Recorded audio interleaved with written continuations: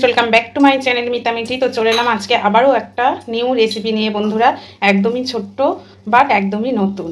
জানি না তোমরা কেউ এইভাবে রান্না করে খেয়েছো কি না, তো অবশ্যই এইভাবে রান্না করে খাবে, দারুণ হয়।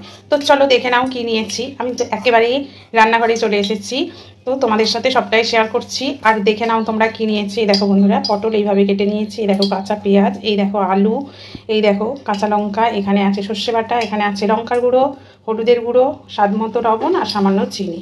আর এদিকে দেখো কড়া বসিয়ে দিয়েছি। এবার কি করবো বলো তো বন্ধুরা, এই যে কালো জিরে ফোড়ন দিয়ে দিলাম। তো ওটা আস্তে আস্তে হোক। দেখো গ্যাসটা আমি সিমে দিয়ে দিয়েছি, এদিকে এটা আমি রেডি করে নিই। তো চলো, তো দেখো এবার আমি কি করব। তো বন্ধুরা তার আগে বলো তোমরা সবাই কেমন আছো। আশা করি সবাই সুস্থ আছো, ভালো আছো। আমিও ভালো আছি। তো ভালো না থাকলে আমি ভিডিওটা করবো কি করে আর তোমরা দেখবে কি করে, তাই তো। তো চলো বন্ধুরা কথা না বাড়িয়ে কি করছি আমি সেটাই তোমাদের সাথে শেয়ার করি। তো দেখো প্রথমে এই যে মশলাগুলো সব দিয়ে দিলাম। আর এদিকে দেখো এই যে সর্ষে বাটাটা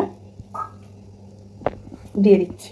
দেখো খুব ভালো করে মেখে নিয়েছি। এবার দেখো আমি সর্ষের তেল দিয়ে দিচ্ছি। দেখো খুব ভালো করে মেখে নিয়েছি। এবার দেখো আমি সর্ষের তেল দিয়ে দিচ্ছি।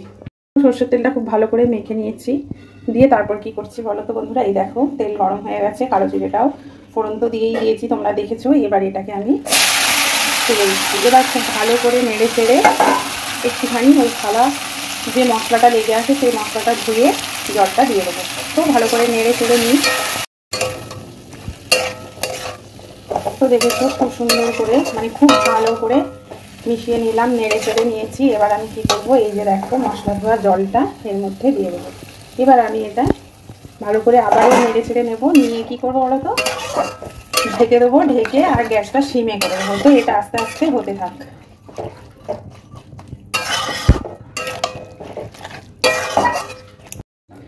তো এবার ঢেকে দিলাম বন্ধুরা।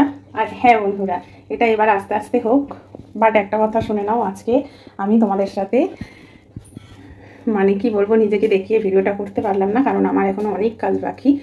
তো সেই কাজগুলো সব সেরে টেরে আসি, তারপরে চেষ্টা করব আমি নিজেকে দেখিয়ে রেসিপিটা বানানোর। তো চলো বন্ধুরা সাথে থেকো, পাশে থেকো। আর ভিডিওটা একদম প্রথম থেকে আবারও বলছি শেষ অবধি দেখবে।